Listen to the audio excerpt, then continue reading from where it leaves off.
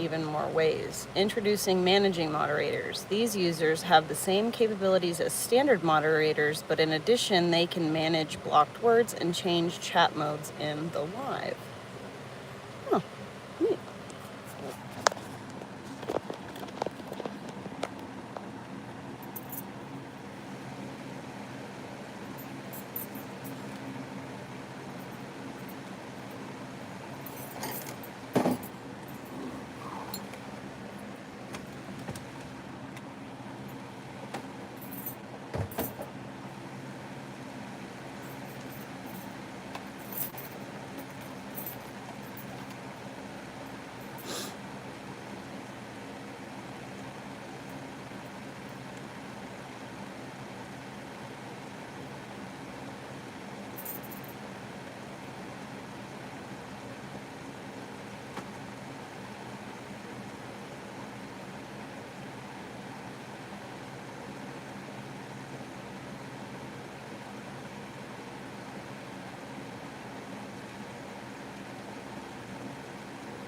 What had happened? That's logistics. Today, Mark Agnifilo said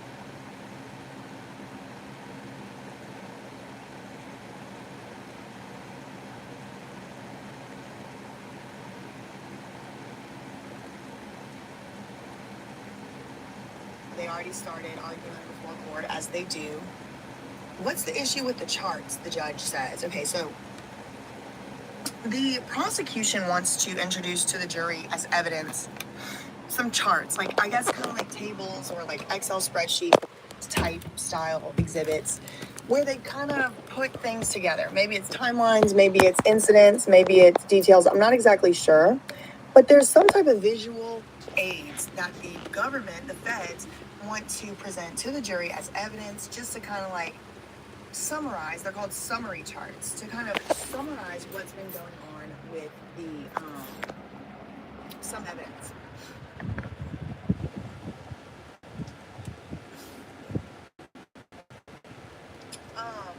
Now, Diddy's team has opposed this. They've said that any charts that the government would submit need to be submitted first to them in like Aren't they so cute? Amount of time. Not extreme, but like give them enough notice to object and have like motions about it, because Diddy's team, and to me, in my opinion, I think they actually did make a good point, because when you think about this stuff, or when I try to think about it like, what if it was somebody innocent? What if it was somebody totally innocent and Diddy could be? Of course, you know, I tell you, I'm biased, but I don't know, I wasn't there, and I'm My hand is shaking. I'm scared of dropping the phone on them. and see what his defense sweep says. I do, well, the black and white one, because it looks just like Selkie, and it's a female. It's literally Selkie reincarnated. All of them look like Money, and Money's sisters and brother, and one of them looks like Selkie. It's crazy. Previous incidents that had happened in the past in other cases, where the government introduces some things that they're like calling visual aids, and they're calling it summary charts. I just love them so much. What it is them making little arguments in Right. a way, and This they're tiny kind of house. biasing the jury with the evidence. So they'll be like burying a little bit, like, and he's guilty or whatever. You know what I mean? Like, not quite that egregious, but different argument things, like even so much as saying as assault incident number 1 or whatever, and then it's like, well, you already just said it was as assault incident. That's the whole point. We gotta prove it. I'm just using that as a like a possible example. So Diddy's team has tried to keep out these charts, these summary charts, which of course we don't have access to as the public, at least yet. And the government is saying, okay, yeah, I understand, you know, Diddy's argument and all that, but we're not doing that. We're just simply using summary charts, try to make the evidence more understandable for the jury. So Diddy needs to relax and calm down until we actually have those charts come up. So the judge says, what is the issue with the charts? Diddy's lawyer, Alexandra Shapiro, said, Your Honor, we object to the column that is entitled Escort. Okay, so there's a column on one of these Excel spreadsheets entitled Escort. So this is kind of like a loaded question or a loaded definition, right? Like what I just said. It's like, The whole point is one of his crimes alleged is prostitution, right? Like S worker, whatever, hiring male S workers, this, that, the other. Well, part of the government's job and part of their burden is they have to prove this was S work and this wasn't just consensual, girl, and this wasn't just consensual adult activities or whatever. God, girl, it is time to do something different. I've been trying not to cut my hair, but it might be time. Okay, so Diddy's lawyer's like, okay, can you call him something else? Can you call him men? Can you call him something else? Because we don't want it. They need to prove these were escorts. We're not just going to let them label them escorts. What do you mean? And you may have seen something like this come up. I believe this may have come up, if I recall correctly, in the Johnny Depp trial. I did not follow that trial at all. But even some of it like made it into the news. It was unavoidable, where it was like, we don't want them to be referred to as a victim. Like, we don't want Amber Heard to be referred to as a victim. Something like that's like, can't call him a victim. Because you have to prove she's a victim or whatever, right? So the judge is like, okay, the title escort, you mean the title? Diddy's lawyer's like, yeah, they're connecting up the stay with the hotel with the escort's travel to the city. She said, we don't even know if the escort traveled to New York City. That they actually went to the Londoner hotel.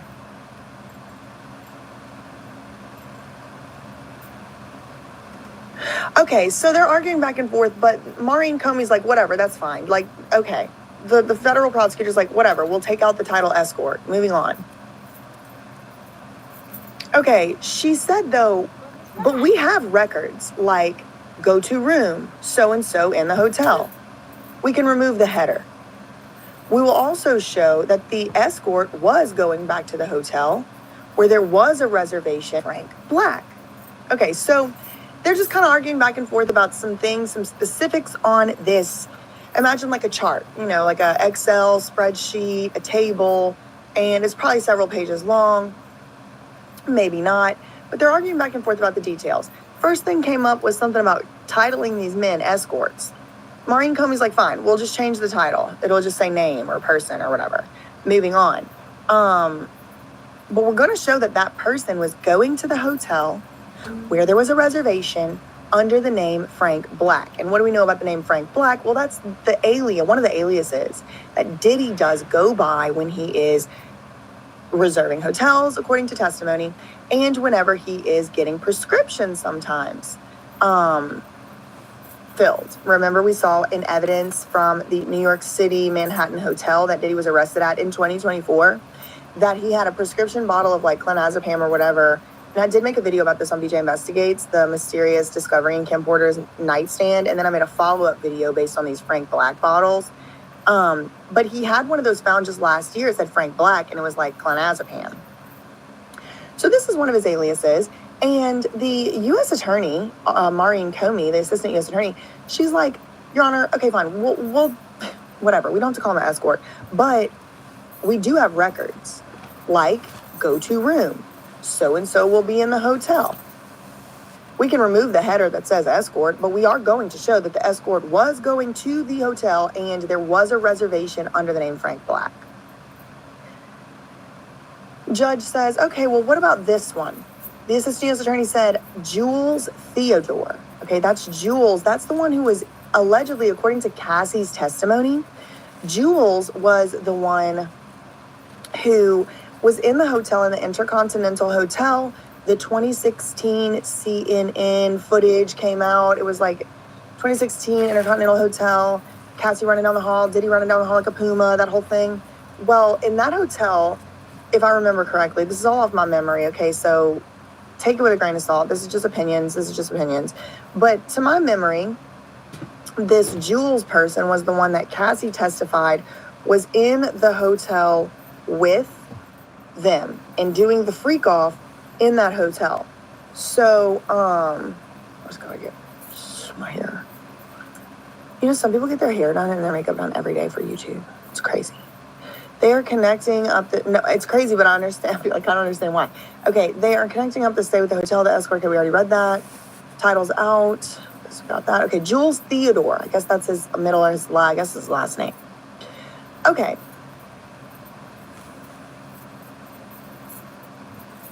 I don't know what this, we'll take what the court gives us. The judge says, anything else on the summary exhibits? We're running into the jury's time. Let's get started. Can we have Mia back? Okay, so the judge is like, we can handle this stuff when the jury's not here. So it is important to note, like, the jury's time versus, like, right now, before the court started. Like, they get started every day about 8:30. I think, like, the lawyers arguing and stuff like that. But once it starts ticking to 9 o'clock, the judge is like, we need to keep it moving. We need to get it going. And then, you know, he will stay afterward to let them argue too. And then during the lunch break, he'll be letting them argue too. So I've been working my ass off. My antennas. That's why my house is so messy. I've just been working literally I think that'll work. nonstop. Okay, so It's so nice because I can actually, like, when I need something, I just go to the store and buy it instead of having to get on the internet and cry and, like, stress out or beg anyone for help. Like, I don't rely on social media to survive. So, like, you know, like, it's like so nice. Oh, guys! Literally, I found the absolute best lotion. Yes, lotion. Ever.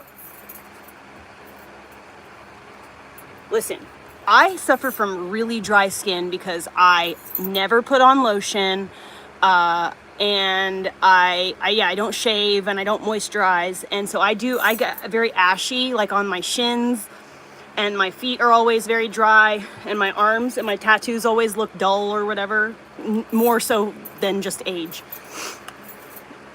This lotion, this CeraVe, it has hyaluronic acid, not sponsored, you know. This has hyaluronic acid, which that attracts moisture in the air. And literally, I still, right now, I've been putting it on. I put it on for 3 days. That's it. 2 of those days were shower days. So, like, I take a shower, bath, whatever, and I use a washcloth and I scrub my body. I like to exfoliate dead skin cells because it gives me anxiety. So, like, I exfoliate dead skin cells from all over my body. And then I put this on. I want to get baby oil because I want to put baby oil on before I even dry off. Like, my aunt used to do that, and she's always had very soft skin. So what she would do is she would take a bath, and before she even gets out of the bathtub, or like she'd step out onto a towel so she didn't slip and bust her ass, but she's still dripping wet, and she will keep the baby oil in the shower so that she doesn't even have to go looking for it or whatever. It's right there. She puts the baby oil all over and then pats herself dry. And then she just lets everything else air dry. And she puts a towel on her head. So I wanted to do that. But anyways, I got this. And day 1, took a shower, exfoliated, put the lotion on.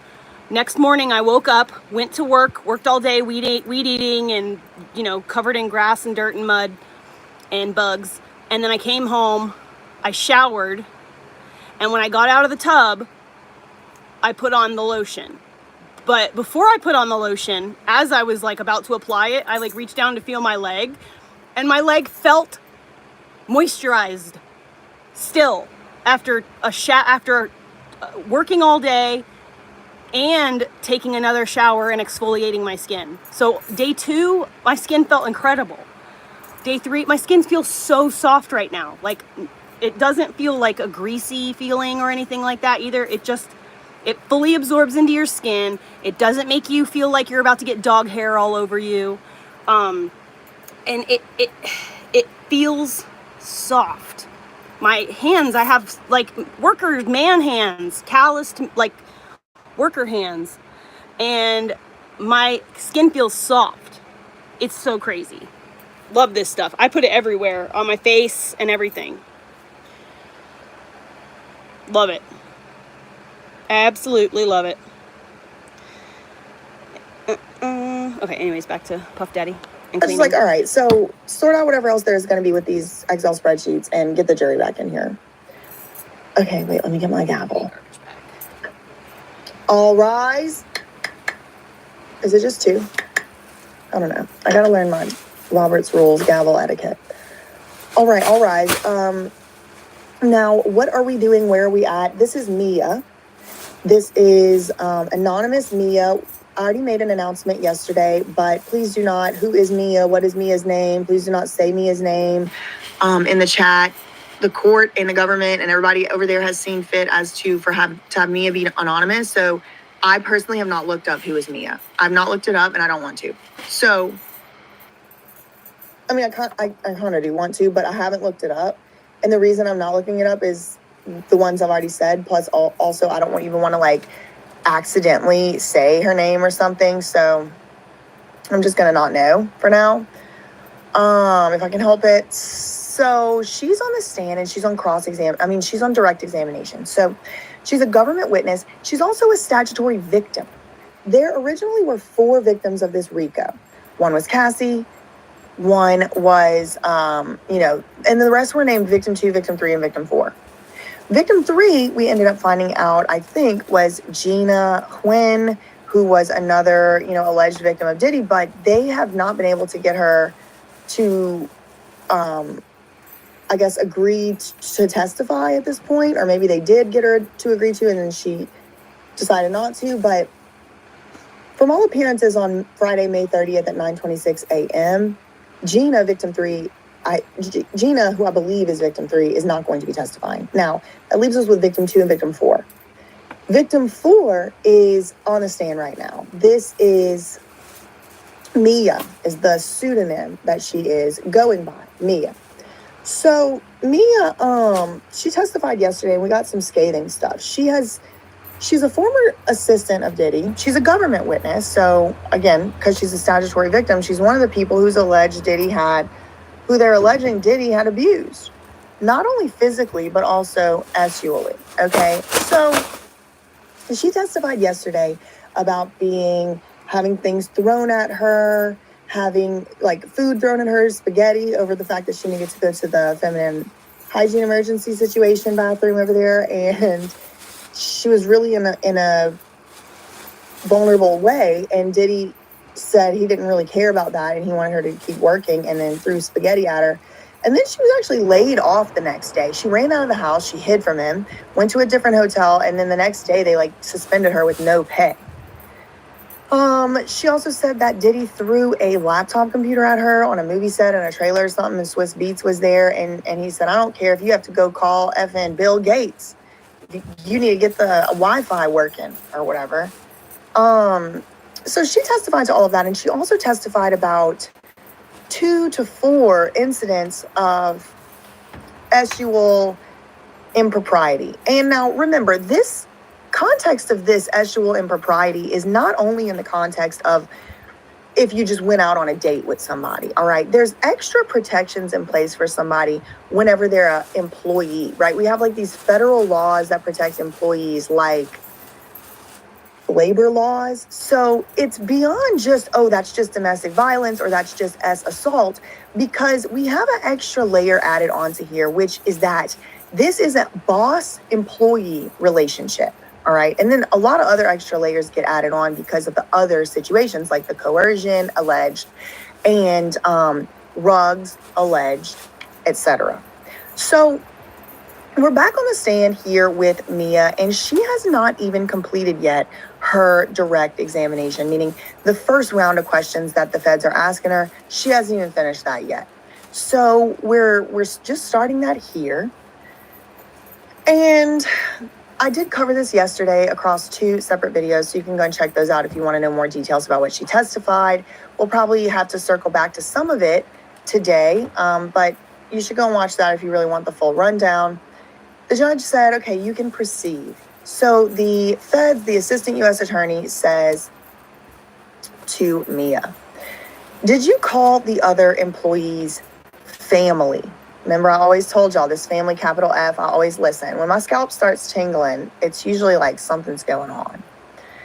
She said, yes, I did. I did call them family. I was surrounded by them, and everyone referred to each other that way. Remember, one of them said that, one of the assistants, like George Kaplan or David James, one of them said that they called Diddy's mom Mama Combs. You dated an employee? Mia said, yes, I did date an employee, the sound engineer. His name was Matt. Okay, Mia, did you and Matt ever hang out together normally? She said, no. We had an apartment together in New York, but we were rarely there at the same time. Okay, question. Why did you go to South Africa? Remember, South Africa is where Cassie was making her movie, The Perfect Match. The movie, when it eventually premiered, was the infamous premiere that Cassie went to with a black eye. She had bruises elsewhere on her, and she claims that she was injured in that 2016 hotel incident at the Intercontinental. So in the 2016 incident, she gets beat up. It was allegedly, according to her and according to her testimony, she was in the middle of a freak off, and she had already told Diddy she wanted to leave by a certain time so she could be ready for her premiere and she could be rested up for her premiere, but Diddy did not want her to leave. So calamity ensued, and then we got that video. Well, this is South Africa. The filming is where they made the filming for the Perfect Match. Why did you go to South Africa? These Puff are called told me kangaroo to accompany hangers. Cassie. She was shooting a Look them movie. up. They're really cool. And what happened there? Mia said, well, Cassie had caught Diddy cheating on her with Gina. Remember the Gina? She said that was the one that she was really jealous of. Cassie was devastated. What were her interactions with Diddy? Mia said, well, they were on the phone. He was in Miami, and then she stopped answering Diddy's calls. Well, we already know what happens when she stops answering Diddy's calls. It gets out of hand. Okay.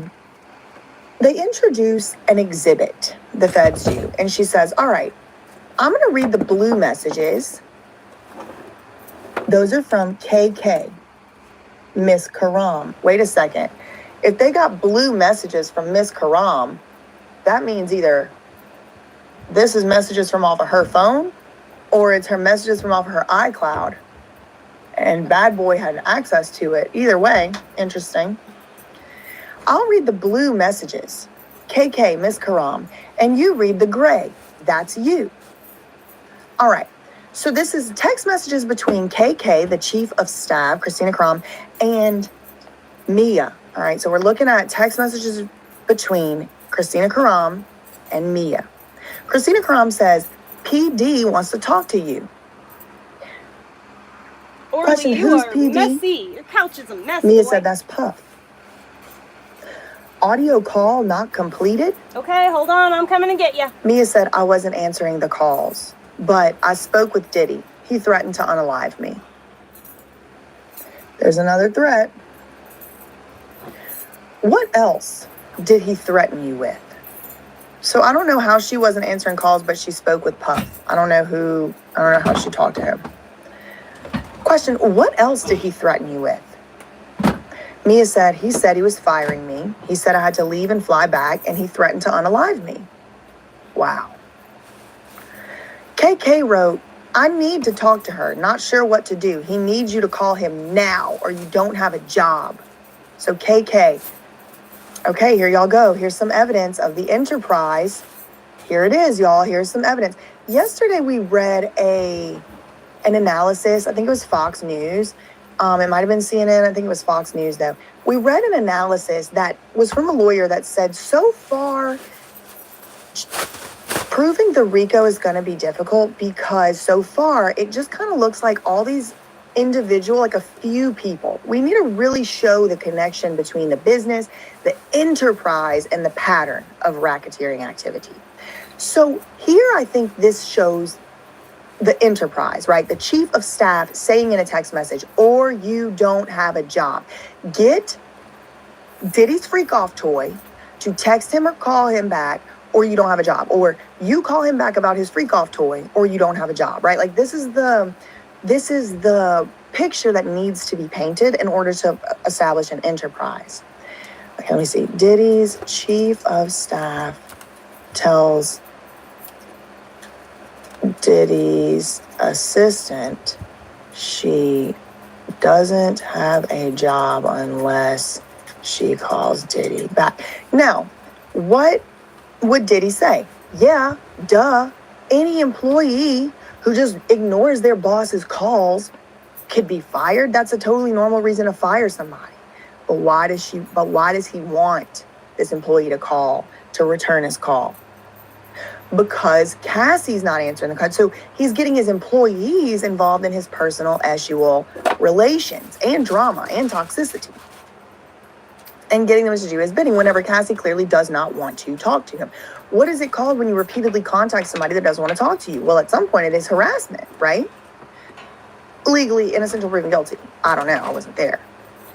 Okay.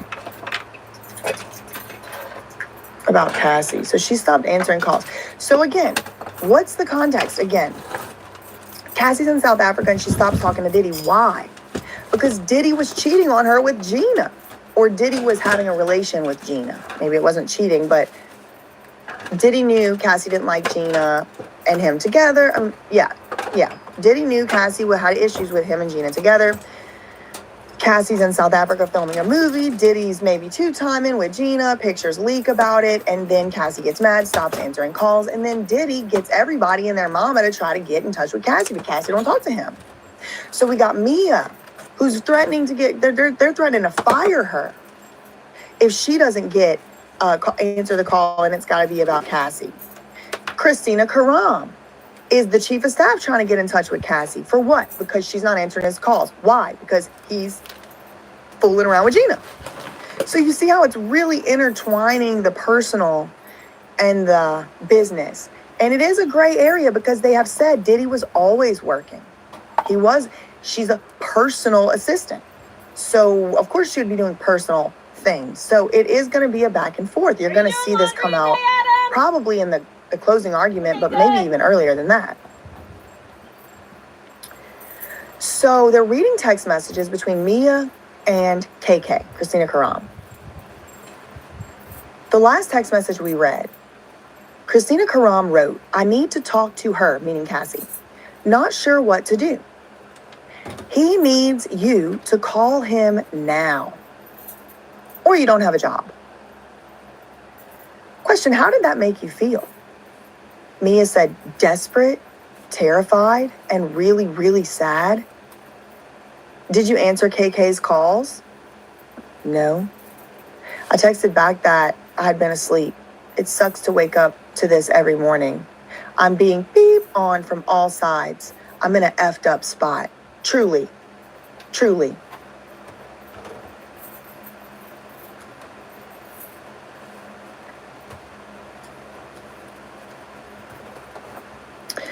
And what was KK's answer? She wrote, "Can you call me when you get a chance?" I wrote, "I'm having anxiety attacks and night fears." Question, who were you having anxiety attacks and night fears about? Mia said, Puff. Who are these WhatsApp messages with? Mia said, Puff. I screenshotted them. And I've had other phones since then. Okay, so this is the infamous WhatsApp messages. Now, Diddy also tried to keep these WhatsApp messages we're about to see out of this trial. If you've been following my videos since before the trial started, I was going over basically every filing that came up, every argument that was coming up. I did miss a few, but I remember these WhatsApp messages, and she's had other phones since. So she doesn't have access to the full WhatsApp conversations, so she says. Diddy wanted the full WhatsApp conversations between him and her, but she's like, I don't have them. So because she don't have them, she just has these few screenshots. And Diddy was like, okay, well, these are out of context. We can't authenticate them, et cetera, et cetera. And so, no, they can't come in. Well, the judge, I guess, is allowing them in. And now we're about to see them right now, or hear about them, read about them. I'm going to keep two, maybe three. Who are these WhatsApp messages with? She said, I screenshotted them. Oh, Puff, excuse me. Puff. Diddy. Sean P. Diddy Puff Daddy Combs. I screenshotted them. What did Diddy write? Wow. Wow. He is terrifying. This is so messed up, y'all. This gave me a sick feeling to read. What did Diddy write? Mia says, quote, "If you don't call me in 2 minutes, I'm gonna tell everything. You're fired. FABC and their lawyers. Let's go to war." No, I don't work today. I'm gonna do some laundry and clean up. Next question. What do you think he meant by tell everything? Yeah, I'll help you. Mia said that he would tell Cassie about the S assaults. What do you think he meant by FABC? Mia said, "I had written a show based on my life as an assistant. It hit the press, the most I ever got. He was threatening to take that show away." And did the show ever air? Bothering me. No. Either way, this is bad evidence for Diddy, because either in the one way it's fraudulent inducement, which shows the fraud component of the RICO, the pattern, or if it's not fraud, then the government could try and argue that it is using the enterprise to reward people who help him traffic Cassie and other victims, and also, or using the enterprise to punish alleged victims who don't go along with the pattern of racketeering. Either way, this evidence could be used, I believe. I'm not an expert, this is just my opinion. Did the show ever make it to air? No. And we have a text message from Diddy that says the reason why is because she wasn't answering the phone about Cassie. He is so manic. I can't be around people like this. I'm allergic to it, and there's just no way. No. See all this right here? This right here, if you can just be so hot and cold, I'm allergic to you. Go. Get out of my life. I don't work for you. Shoot. Get away from me. Now, that's not me saying they should have did that. I'm just talking about my personality type. And at the same time, I totally understand. At this point, she was already compromised. And I don't mean because of something she did. It was because of something he did, which is the feds' point. He would trap people, trick people, extort, blackmail, threaten, arson, unalive. None of these things are domestic violence. They're to keep the enterprise in line. That's why a lot of these people aren't being charged as co-conspirators, because it would kind of fly in the face. It would fly in the face of the idea that Diddy was the one in charge. Now, I do think we are going to get some co-conspirators, and I think it's probably going to end up being at least some of the bodyguards, the security, maybe the ones that were allowed to have locks on their doors, for example. And it might end up being Christina Karam. I don't know. We'll see. All right. So, did the show ever air? No. So then what did he write here? Okay, they're looking at the WhatsApp messages. "Call me now, now. Then don't ever call me again." I wrote back that I had been asleep. Is that the end of the screenshots you have? Yes. Okay, now let's move to the next exhibit. What is this? Mia said, "This is my email," to Sean P. Diddy Puff Daddy Combs. And then also to KK, Christina Karam, the chief of staff. What did you write? Mia said, quote, "I'm really sorry, Puff. You know I love you, smiley face. I paid for my own flight. It will cost to change it. I'm sorry to ask for the money. I'm sorry. I want to make sure you are good. At the end of the day, regardless, I love you." And I totally understand why they're all doing this I love you stuff, because the man is on freaking hinged. You gotta placate. Why did you send this? Mia said, "Well, because he had told me to return, and then he told me to stay. I couldn't afford the change fees. I told him, Cece, that's Cassie, says she really needs me right now, but of course I'll do whatever you want. I love you." Who is Cece? That's Cassie. But yeah, I got screen. Yeah, it's I got scary. Velcro. This is scary. It's like making me feel like cortisol through the roof, just like reading it and thinking about it. Like, this poor girl. Okay, let's see. We have some updates, 4 updates from Washington Post. All right. Before the jury is allowed into the courtroom, the judge and attorneys typically discuss logistics. Today, Mark Agnifilo said he had issues contacting Diddy, who's apparently run out of phone minutes at the jail where he's being held. The judge indicated that he would work to resolve any communication issues, including transporting Diddy to court earlier in the morning to allow for more face time with his legal team. 20 minutes ago, Shayna Jacobs, Washington Post. Mia's testimony has resumed, with prosecutors asking her about an experience as Diddy's assistant years ago. The pseudonyms... the witness testified yesterday that Diddy abused and SA'd her at random intervals throughout her employment, though she was too afraid of retaliation to report it. She described a particularly horrific attack where he climbed on top of her while she was in the spare room. She wasn't allowed to lock the door. 10 minutes ago, Wesley Parnell says Mia walked briskly into the courtroom and avoided eye contact as she passed her former boss, Diddy. She took the stand and arranged her belongings, her eyes cast downward. Quote, "You talked about how the highs were really high. It's a good idea. We should do it," said U.S. Attorney Madison Smizer to open up today's line of questioning. Oh my God. Mia, which is an alias, has not raised her head yet to meet the gaze of Combs. She's still scared, and I don't freaking blame her. Okay, Wesley Parnell from 3 minutes ago. Diddy had called his when she accompanied Cassie on a film shoot in South Africa in 2015. She said she woke up to 48 missed calls and messages despite the large time zone difference with Diddy.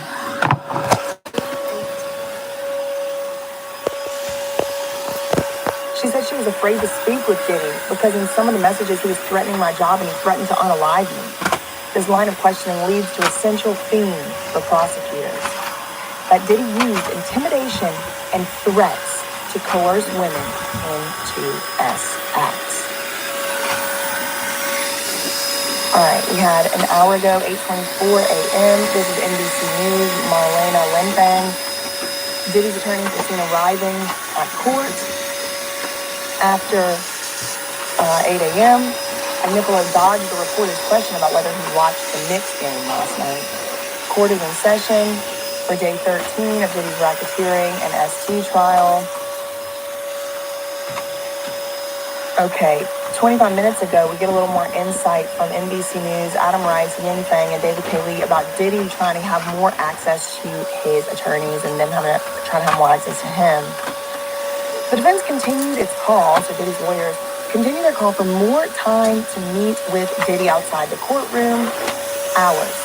The judge appeared to say there might not be much more he can do to help. The judge said he could have Diddy available to his lawyers in person for up to 90 minutes in the morning following 7 a.m., and maybe for another 2.5 hours after the jurors are sent home. Those hours are already maxing out the U.S. Marshal Service, the judge added. Defense attorney Mark Agnifilo said his side cannot properly show Diddy documents and exhibits in his holding space. The judge said he appreciates Diddy's unique needs, and will try to get more time and space for the defense. But at some point, the defense might have to accept it's getting more time with Diddy than almost any other federal defendant, the judge added. 26 minutes ago, Mia returned to the stand wearing a cream blouse, white jacket. I don't want to describe what she's wearing. Mia claims Diddy made threats to unalive her and report her to HR. And in October, this is 2 minutes ago, NBC News, and in October 26, 2015 WhatsApp chat between Mia and Diddy, then Chief of Staff Christina Karam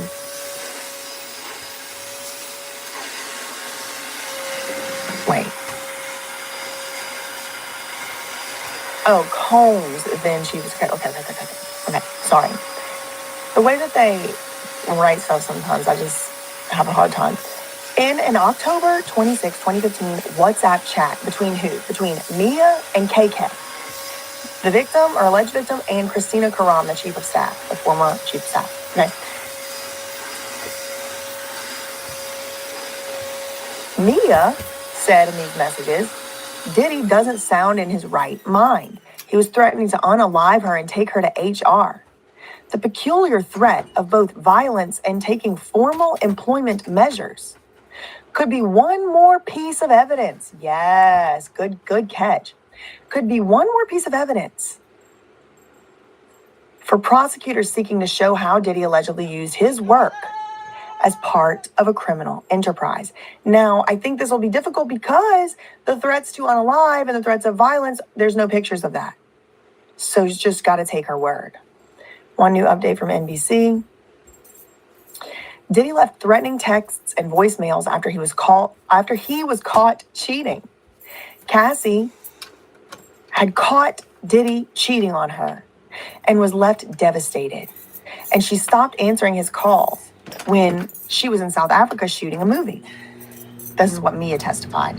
Mia said she woke up to 48 missed calls and messages from Diddy and others who worked for him. We have 4 new updates from CNN. Hi, Kel. Hot. 39 minutes ago, CNN.com, prosecutors want to show the jury charts of the hotel and flight records. Prosecutors and defense attorneys are still discussing evidentiary issues. This is 40 minutes ago, before the jury was brought in. That includes summary charts that prosecutors want to use later at trial to show the jury hotel and flight records related to the case. 33 minutes ago, Mia was back on the stand and the jury was entering.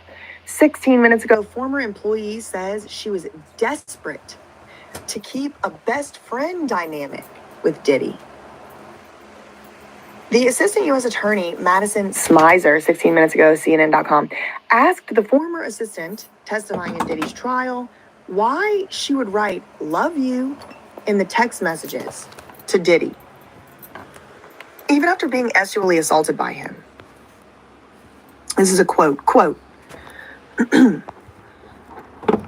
because it's just how we talk to each other. When the dynamic would shift to the best friend dynamic, you're just desperate to keep it there because you're safe, Mia testified. 21 minutes ago, CNN.com, Diddy's former assistant describes the moment, she says, Cassie learned Diddy was cheating on her.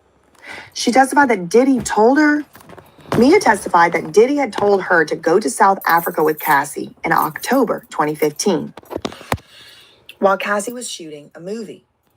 While they were there, Cassie found out that Diddy was cheating on Cassie when she saw a video of him with another woman. She was devastated, Mia testified. They were on the phone, and then at one point, she didn't want to speak with him, so she stopped answering his calls. She testified that Diddy tried to get her, another one of his employees, Christina Karam, and others to reach out to Cassie to get her on the phone. Mia said, quote, "I was put in the middle." Jury sees messages of Diddy threatening to tell everything. Breaking news 1 minute ago. The jury has now seen messages between Diddy and Mia, one of his former assistants, from October 31st, Halloween 2015, when Cassie was still in South Africa with Mia. So Diddy texted Mia, quote, "If you don't call me now, F it all. And I'ma tell everything. And don't ever speak to me again. You have 2 minutes. F her. Call my house now or never speak to me again. F ABC and all lawyers. Let's go to war," Diddy allegedly wrote in the message. Mia testified today that Diddy was threatening to tell Cassie about the sexual assaults on her, but with a different framing, as though it was my fault, or that I was, or that I had a part in it. She said ABC had recently purchased the rights to a comedy show that she had written. Okay, so now, not only MTV, not only Chelsea Handler, now we have gotten ABC entering the chat. Okay, so, and the LAPD. Remember those fingerprints going missing? Getting destroyed? They didn't go missing, they got destroyed. So this is starting to show or imply even a little bit how powerful Diddy is. Because ABC had actually purchased the rights to a comedy show that Mia had written.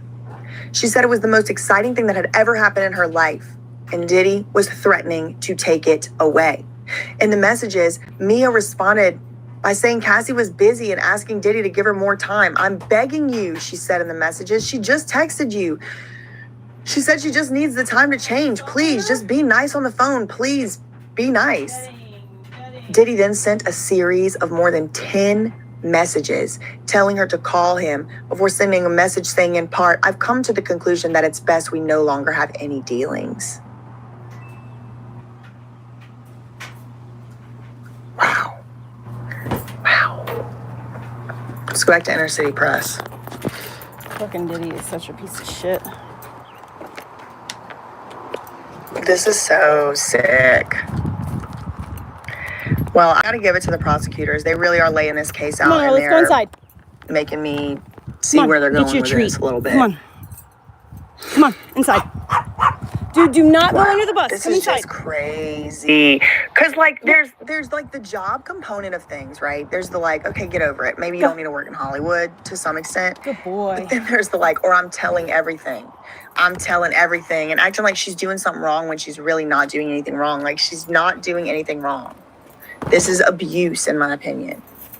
To everybody involved. Cassie, Mia, KK. At what point, though, is somebody like a KK? I mean, I'm sure Diddy has stuff on her, too. If this is just how he acts, this is just how he is. He's probably got stuff on everybody. Why did you write that? Okay, hold on. So the last thing we read from Inner City Press is where Mia was saying, Diddy told me to come back, but then he told me to stay. So I couldn't afford to change the flight. So I told him, Cassie said she really needs me right now, but of course I'll do whatever you want. I love you. Who is okay, Cassie, why did you write that? Because at the time, I worked for him. And to him, that's all that mattered. Why did you CC Christina Karam? Mia said, because I actually needed somebody to answer. I was in limbo. Okay, so when you got back from South Africa, where did you work? Mia said the office in LA. And when you went back to the office in LA to work after this trip, did you have less access to Diddy? Mia said much less, yeah.